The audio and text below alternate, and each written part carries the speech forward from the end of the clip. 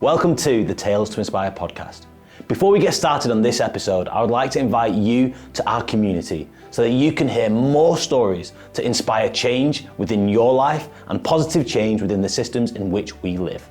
All I want you to do is to click on the subscribe button. Your comments mean the world to us with anything that's resonated with you, and I absolutely love your support. I can't wait to go on this journey alongside you. Thank you so much for subscribing. Let's get into today's episode. Today, our bite-sized episode is with Alex Winstanley. Hi, I'm Alex Winstanley, and this is my tale to inspire. I'm not going to actually start traditional as we always start. We are in my living room today. So Alex, you're the very first Tales to Inspire ambassador out of 151 people or 51 episodes. Yeah. The first one to make it to the living room, mate. Get in. Privilege. So this is all my partner Mel's design, which is really cool, and hopefully everyone at home likes it.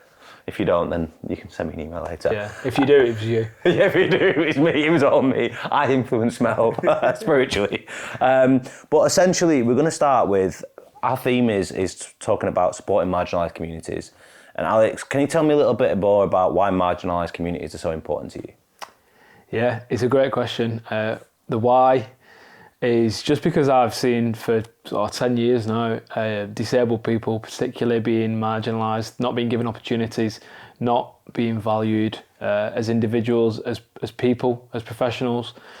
So not being given those opportunities that someone who looks like myself maybe would. And that had a big sort of driving factor. That was a big driving factor as to why I've ended up sort of in the position where I'm at now today. So that's the why, and I think, you know, the reason, that's the reason why I do what I do. I think in terms of what a marginalised community might look like, you know, I'm not just really passionate about disability inclusion, I'm also just passionate about inclusion in general, for people from a range of diverse communities. And I think a marginalised community often looks like someone or a community who have a voice and aren't just not heard, but also often don't feel worthy of having their voice heard. Like they've been that driven down by the system. Like we live in systems that, and I'm not going to get political, but like, you know, we live in systems that are so like ingrained to give people privilege and to give people opportunity, but not give others. And we think we know these things. We think, yeah, you know, disabled people, look at, recently there was some news, I don't know if you saw it, the government are looking at, like, and Rishi Sunak, I'm getting political. The government even came out and said, like, we're gonna scrap disability benefits, you know, for a lot of people who can't work from home, because people should be working from home. You know, if they can work from home, they should be working from home. And it's like, hang on a minute. So are you telling someone who might identify as a disabled person that they have to work from home? You're going to take away all that social inclusion, and you're just going to keep reinforcing the social isolation that disabled people often experience. And that's, I think, the case for a lot of marginalised communities. And everyone just thinks, yeah, this is the norm. You know, in Wigan we're 97% white or whatever it is, something like that. And suddenly you start seeing people who aren't white, and it's like, oh. And people are shocked by it as if it's something that shouldn't be the case. And I just think that has driven marginalised communities to feeling not worthy of having the voice as well. So that just continues that cycle of, you know, I'm a disabled person, so I'm not going to vote because what does it matter? And someone then expects, well, you're a disabled person, so why should you vote? And it just continues that, if that makes sense. And I'm probably not making sense, but I am in my head. So, yeah, that's how I see marginalised communities, I suppose, and why I'm really passionate about supporting those to have their voices heard and valued and celebrated. But as a society, then, on top of that, Alex, is how do we change that? What do we do? It's another great question, and it's for me, the short answer is people with lived experience. I'm so passionate about lived experience, so people with lived experiences need to be in the positions of power where they have the opportunity to make decisions and have that influence.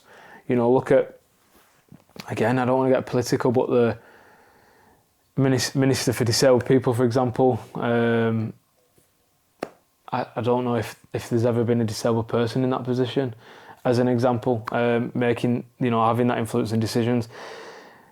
I think it's just so rare. I'm trying to think now that it is extremely rare to have people with lived experience of marginalisation who are the people then who are the decision makers in communities. And not just in communities, because there's so many, loads of great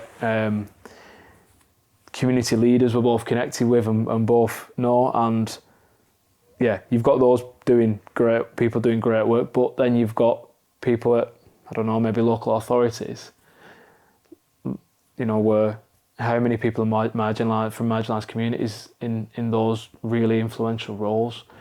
That's what needs to change for me, and that's how I think we start to make change.